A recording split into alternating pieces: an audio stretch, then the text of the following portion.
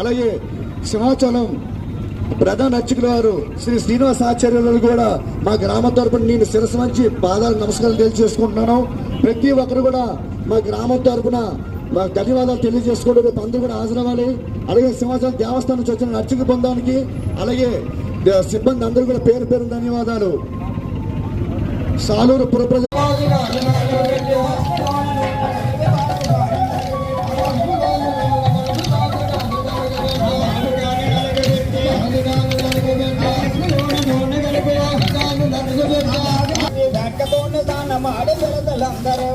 Subbarama Bhadra Subba Subbarama Chandra Subba Subbarama Babu Rama శివనా